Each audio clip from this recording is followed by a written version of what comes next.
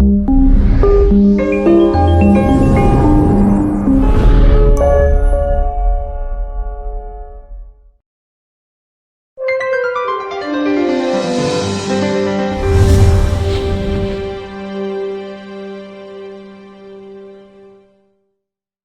buenos días. Hoy vamos a presentar un libro que para mí es extraordinario, que es un diario hecho por Tania, que está aquí. Ella está en el servicio de enfermería del Hospital 12 de Octubre de Madrid, y cuando empezó el problema que estamos viviendo de la pandemia, se le vino todo en lo alto, igual que a toda la gente del sistema sanitario. Y entre su compañero Juan, que es un viejo amigo mío, paisano nuestro de Villamartín, y es un libertario como aquellos que vivieron en la Comuna de París de 1871, y cuando digo libertario quiero decir socialista libertario, que luego lo sabéis, algunos otros si no lo sabéis, luego se dividieron y desde entonces la división del movimiento socialista está hasta hoy en día. Pero Juan es un gran libertario. Igual que eran nuestros familiares que durante la República, aquí en Ronda, todos nuestros familiares tenían el carné del Partido Socialista y tenían el carné de la CNT. O sea, eran socialistas libertarios, que es el verdadero socialismo. Él, Juan, es un dibujante extraordinario, para mí buenísimo, que si viviera en otro país sería muy reconocido, y además podéis entrar en Internet y poner Juan Calvellido con K y veréis los dibujos que tiene. Eso es increíble. Además, actuales, diario a diario. Entonces, hablando, Juan, compañero de Tania, por teléfono, porque ella estaba en Madrid, como digo, en el 12 de octubre, y él vive en Fuengirola, pues Tania le contaba lo que iba pasando.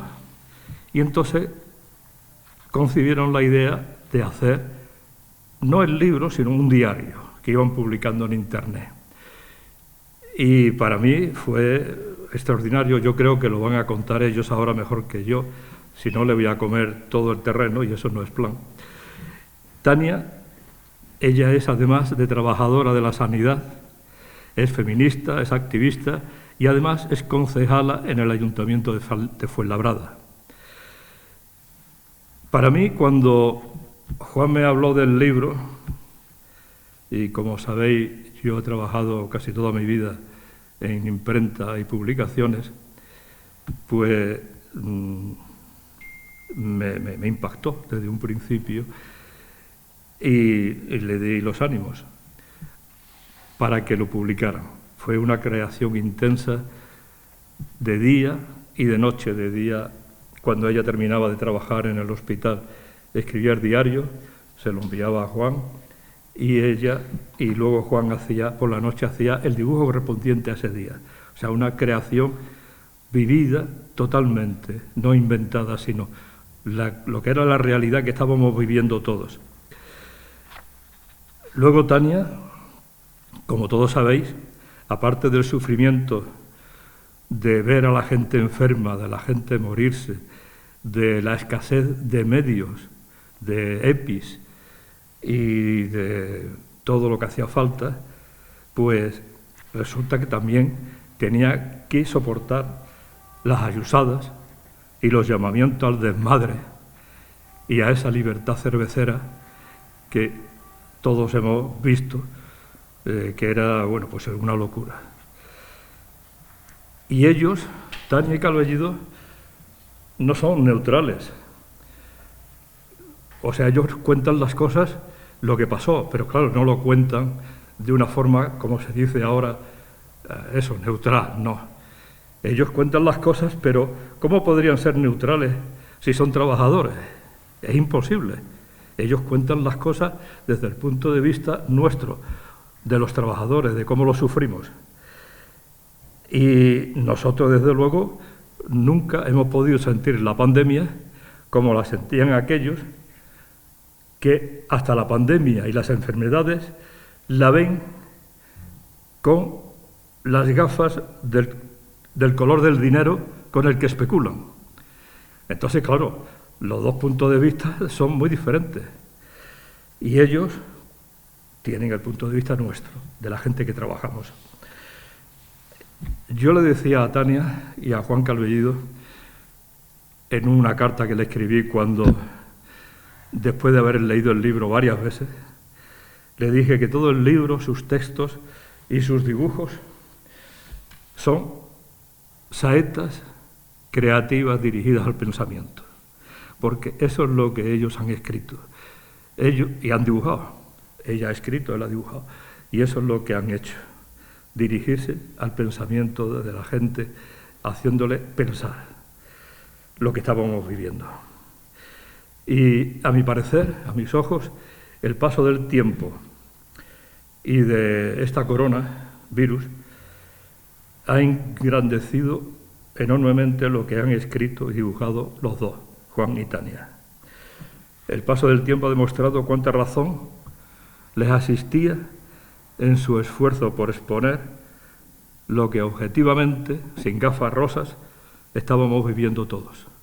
Esa es la presentación que yo saco de los dos personajes para mí muy queridos y que considero que son extraordinarios. Muchas gracias.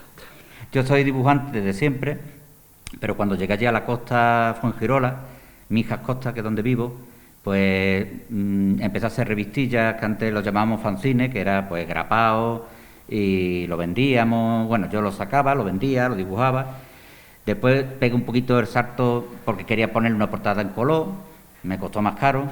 Durante todo el tiempo ese yo estaba trabajando en un Burger King, que he estado 20 años trabajando en un Burger King.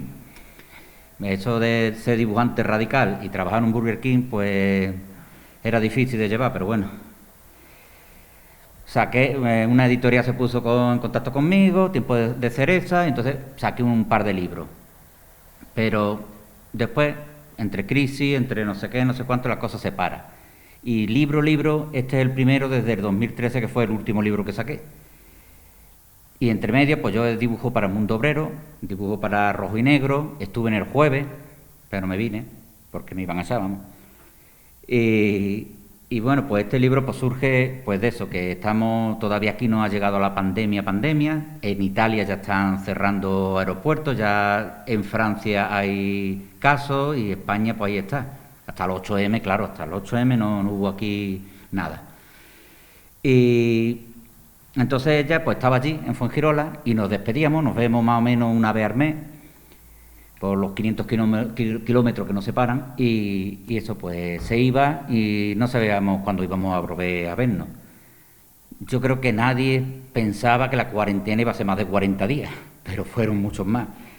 Y cada noche que hablaba con ella, que todas las noches nos llamamos, pues me contaba una cosa, después me contaba otra, y después era otra, y otra, y otra, y cada vez era peor. Y después tú en la tele pues veías lo que veías, después escuchaba a la gente en los barcones con el dúo dinámico, y yo veía que ella se venía abajo y que había que decir lo que estaba pasando.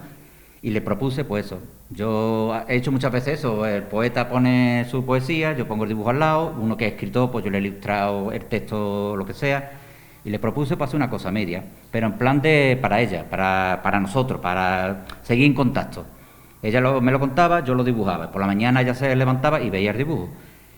Hasta que ya pues fueron 50 capítulos, que también fue que quisimos que dan 50, porque si no es que no podía más, porque es que tenía que estar trabajando, viendo lo que estaba viendo, llegaba a su casa, iba a la compra, tenía sus problemas familiares y ahora aparte yo la obligaba a que me escribiera antes de las 7, porque es que no me daba tiempo después de dibujar, que me tiraba hasta las 5 de la mañana, porque por la mañana había que entregarlo en la revista donde lo publicábamos.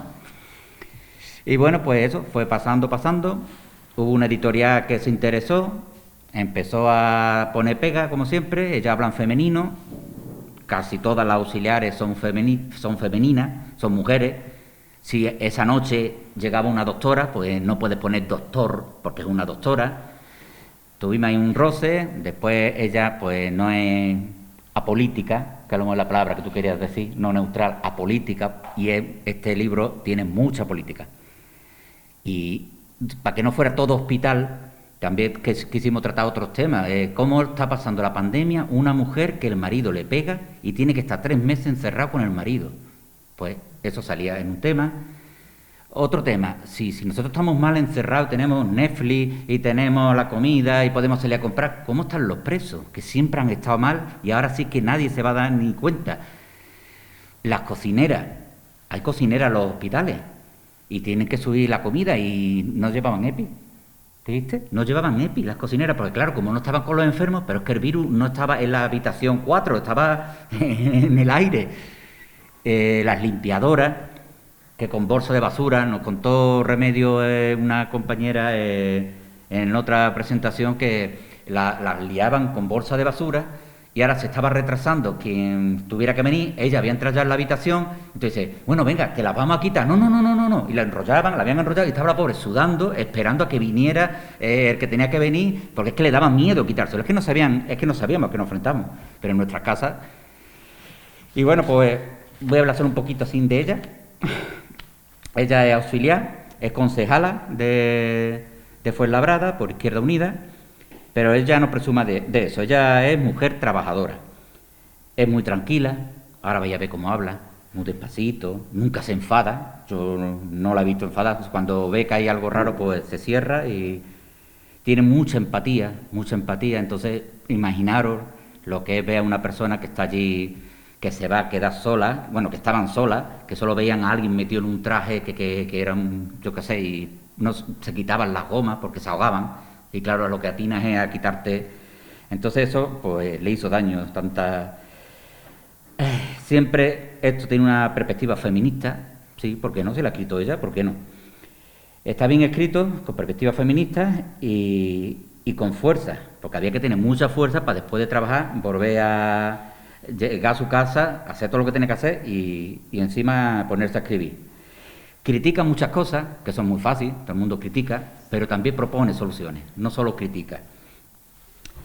Y bueno, pues es una alegría estar aquí con ustedes, una alegría conocer a Ani, una alegría por ver a mi amigo Paco, gracias al local y a la tele y a todos los que habéis venido. Y bueno, pues os dejo ahora con ella, que ella es la que entiende de verdad lo que hay en el libro. Lo mío es los dibujos, ¿vale? Muchas gracias, salud y ni un paso atrás. Yo me voy a quitar la mascarilla porque dicen que hablo muy bajito, tengo inmunización natural porque pasé el virus, estoy vacunada, además formé parte de un estudio científico que se hizo, que nos pedían voluntarios en el hospital al principio de la pandemia para ver cómo atacar al virus y sigo en el estudio y los estudios demuestran que tengo un número de anticuerpos altísimo, con lo cual, en principio, hasta donde sabe la ciencia, ni contagio ni me pueden contagiar. Así que, bueno, pues me quito la mascarilla y así me entendéis mejor. Y dicho este preámbulo, en primer lugar, bueno, agradecer a Paco Pimentel que haya hecho posible este acto hoy. A mí me ha encantado conocerle porque había oído hablar muchas veces de él, pero no nos conocíamos. Y para mí, bueno, pues es un honor y un gustazo estar aquí, agradeceros a todos vuestra presencia hoy, aquí en esta mañana, poder estar en Ronda, que yo he estado aquí de pasada, pero no lo conozco, entonces me llena de satisfacción poder estar aquí. Y luego, bueno, pues dando paso a lo que viene siendo el libro, en un principio, como ha comentado Paco, no iba a ser un libro, sino simplemente el poder soltar todo lo que yo estaba viendo de verdad en primera persona, porque esto, si retrocedemos en el tiempo, yo he sido activista de las mareas blancas por la sanidad pública, que en Madrid los recortes empezaron con Esperanza Aguirre fueron bestiales y el personal sanitario nos hemos quejado porque sabíamos que si no tienes una sanidad pública fuerte, que es algo de lo que nos sentíamos muy orgullosas, difícilmente se pueden afrontar situaciones como la que hemos vivido. Nosotras nos hemos estado acordando durante la pandemia todo el tiempo de aquella auxiliar de enfermería, aquella compañera, Teresa Romero, que se contagió de ébola en el año 2014 y que además, después de que se contagió, el consejero de Sanidad la culpó a ella porque no había seguido pues todo el protocolo de ponerse y quitarse el EPI, cosa que a nosotras nos ha pasado exactamente igual, porque nadie, en ningún momento tiene la soltura de ponerse y quitarse un traje porque tú no estás preparado para eso. Nosotras, el día que nos tuvimos que poner el EPI, digo el EPI porque es que apenas había EPIs al principio, nos vimos un vídeo en la intranet del hospital de 5 minutillos y con eso pues ya teníamos que saber ponérnoslo, que todavía, pero luego quitarlo, que es cuando llevas tú el bicho encima puesto después de haberte paseado por todas las habitaciones y lo cierto es que no lo haríamos muy bien, lo hicimos como pudimos porque se contagiaron y nos contagiamos, yo también. En la primera ola, muchísimas compañeras de todas las categorías. Fue muy duro ver cómo enfermaban, compañeras mías técnico auxiliar de enfermería, enfermeras, médicos también, por supuesto, pero es que también se contagiaban celadores y celadoras. Algunos han fallecido de mi hospital, conocidos, personal de limpieza, pincher de cocina, todas las categorías, ¿no? Que siempre se ha puesto en valor la figura del personal sanitario, pero es que luego, como siempre se dice, es que realmente no funcionaría nada si no hubiera tantísima gente detrás ahí empujando y ganando unos sueldos miserables, como es el personal de limpieza, por cierto, privatizado, por supuesto, en lencería privatizada, cocina privatizada, todo está privatizado, en aras de un mejor rendimiento, pero ya hemos visto lo que pasa, ¿no? Que hay menor personal, peor cualificado, entre comillas, y por supuesto con unas herramientas muchísimo peores. Entonces, todas esas cosas me indignaban grandísimamente, porque para mí, son compañeras de arriba abajo y de abajo arriba. Todo el mundo hemos visto que además en la pandemia o había cohesión y organización o era todavía más desastre de lo que era, porque una de las cosas que nos han pasado a todo el personal, yo creo que en todos los hospitales a nivel mundial, es que no ha habido unos protocolos a seguir. En muy pocos sitios ha habido protocolos, porque esto no se conocía cómo había que proceder y entonces hemos estado autoorganizadas y con iniciativas, pues imaginativas y un poco tenía que haber camaradería, compañerismo para poder salir adelante. Pues todas esas cosas las cuento en el diario también como terapia, por una parte, terapia emocional, por otra parte como denuncia política y social, porque todo esto podía haber sido mejor dentro de la gravedad si hubiéramos partido de unas condiciones laborales, si hubiera habido un respeto hacia la protección de la salud, como dice el artículo 43 de la Constitución, y sigue sin haberlo, lamentablemente. No sé cómo andará aquí la cosa, me imagino que no distará mucho, pero desde luego en la Comunidad de Madrid es un pisoteo y un recochineo lo que hay y una humillación con la protección a la salud. Los centros de salud de atención primaria siguen a medio gas a día de hoy, que ya hemos superado el estado de alarma, ya el sábado nos quitamos las mascarillas. Nada justifica que sigan cerrados los centros de atención primaria, que es el primer escalón que conocemos de la salud, y es intolerable que sigan cerrados los centros de atención especializada de urgencias. Esos se han cerrado, a cal y canto se cerraron y se acabó y no se vuelven a abrir. Y sin embargo, cuando hay voluntad política, pues se abre de la noche a la mañana un hospital que es como una nave industrial gigantesca, que es el Hospital Zendal, Isabel Zendal, que es un movimiento, un lavado de cara, una maniobra cosmética de que parece que estamos haciendo algo, y es un hospital, pues que está lleno de camas, como al estilo como si estuviéramos en la Segunda Guerra Mundial, y sin intimidad alguna para el paciente. Igualmente eso es igual. O sea, no importa cómo se sienta el paciente, ni si eso es lo mejor, si tienes una enfermedad infectocontagiosa, si estamos igual, uno al lado del otro, sin paredes, sin nada. Y que además, bueno, pues está el personal, está dotado de personal que fue forzado a ir, o sea, los traslados fueron por jerarquía, es decir, quien tenía plaza fija tenía menos posibilidades de sufrir un traslado forzoso que los que estaban eventuales o suplencias o tal, que eso sí han sido, aunque tuvieran un contrato bajo amenaza por la Comunidad de Madrid de no volverles a contratar. Encima, bueno, pues así sufriendo ese tipo de agresiones laborales que dan unas ganas locas de ir a trabajar cada mañana, ¿no? Con esa alegría, es que es imposible. Y todas estas cosas, bueno, ya lo del Hospital Zendal ya es posterior al libro, pero en esa línea yo narro todas las interioridades que ocurren en la sanidad pública madrileña, que no deja de ser un reflejo de la cultura esta individualista, neoliberal, del ser insolidario, del sálvese quien pueda, y esa prevalencia sobre raza, sobre género, sobre clase social, que es intolerable, porque hemos visto que el virus entre una persona rica y una persona pobre va a atacar a las dos. Ahora, ¿qué posibilidades tienen de contagiarse una persona de clase trabajadora y una persona que tenga un estatus social? Pues muchísimas más posibilidades las personas de clase trabajadora que comparten vivienda, pues un montón de gente en sus casas. En Madrid, bueno, no sé si conocéis Madrid medianamente, el Hospital 12 de Octubre es un área de salud, además donde vive gente de clase trabajadora, Orcasitas, Villaverde, Carabanchel, que son barrios por gente obrera, y mucha gente migrante que comparten pisos y, por supuesto, son viviendas con un solo cuarto de baño, con lo cual era imposible hacer, y sigue siendo imposible hacer, ni confinamiento, ni distancia social, ni nada de nada.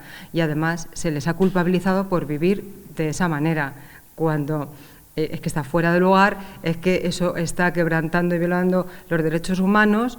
Y es, bueno, pues una denuncia social que yo describo en el libro también, sobre todo para que de alguna manera no nos quedemos en que, bueno, es el virus, más o menos hemos llevado a cabo los protocolos para no contagiarnos y estamos siendo pues cuidadosos y demás, sino que esto es mucho más profundo. Lo que hay que hacer es poner en valor de verdad los derechos humanos, poner la vida en el centro, donde la salud es lo importante, que el capitalismo mata, eso ha quedado ampliamente demostrado, y así es como lo cuento yo en mi diario, para hacer de revulsivo, para intentar remover conciencias y que no nos quedemos, como siempre, bueno, pues esperando a la siguiente desgracia. No sabemos lo que tiene que pasar, porque esto no lo esperaba nadie.